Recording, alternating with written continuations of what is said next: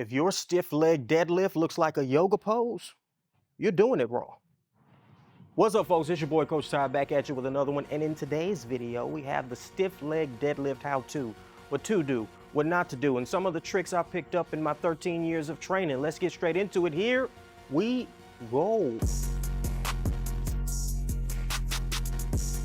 All right, so for our stiff leg deadlift, we're starting with double overhand grip right at shoulder width. If you're not sure what shoulder width grip is for you, throw both arms out in front of you.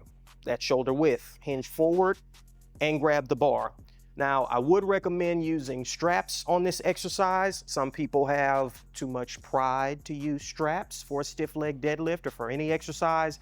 I would say we're trying to train the hamstrings, glutes, posterior chain, spinal erectors, not the hands. And if the hands are the limiting factor, then that's going to limit how much we can put on the posterior chain. So I would recommend using straps, but you can do whatever you want to do in that regard. Next thing I would recommend is to set the bar up in a barbell rack at about knee or slightly above knee height, and then walk out from the rack instead of deadlifting from the floor. Again, just makes things a little bit easier and doesn't take our strength away from the exercise itself that we're trying to do, the stiff leg deadlift. Now that you've got the bar, you've got your shoulder width grip, you've walked out or you've deadlifted from the floor, we start the exercise. So what you imagine you're trying to do is not just push your hips straight back like you're sitting into a chair, but imagine you're pushing your hips back and up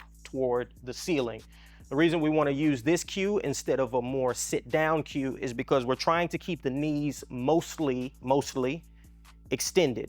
We don't want to start flexing at the knees, because the more knee flexion we get, the less hamstring we're going to get, which is what we want with this one. And also, the better the stretch is going to be, the more extended the knees are. But we also don't want to hyperextend the knees, because you probably don't want to put that type of stress on your knees. So the cue I like to use here is soft knees. Hips back, straight up.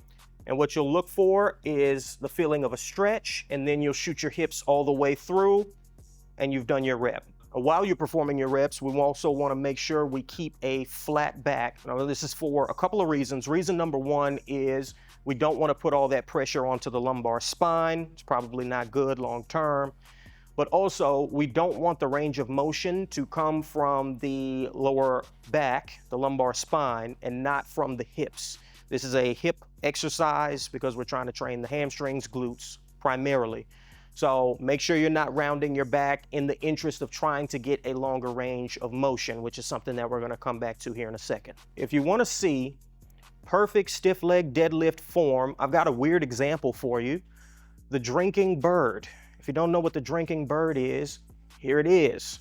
This toy, or whatever the hell it is exactly, has the perfect hinge form.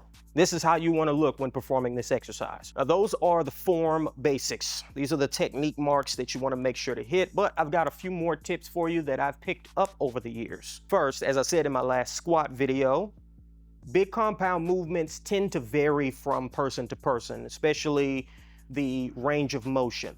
So you might have seen some people who do stiff leg deadlifts perfectly with a flat back and touch the plates all the way to the floor. You might have seen some other people do it to where they only go just past their knees with the bar, and you might have even seen some folks do it where they stand up on a plate or platform, go all the way past what the average person can go to, keep their back flat, and then go back into hip extension. Again, this is going to vary from person to person and is a little more genetic than people give it credit for. Usually when you see somebody do these elevated, it's usually the ladies, because they have better hip mobility on average than men do. Some guys can do it, but for the most part, it's the ladies. Like I said in the squat video, don't force yourself into a particular position that just is not for you. What you're looking for, like I said earlier, is what feels like a stretch through your hamstrings. Stretching the hamstrings is what we're trying to do here, and that means that you've hit the end of your respective range of motion. You've done everything you needed to do when you feel that stretch. The cue I always used with clients was look for the stretch. Now, this is also why earlier we talked about the knees staying mostly extended. Because think about how you would stretch your hamstrings if you were not lifting weights. You would keep your knees extended and reach for your toes.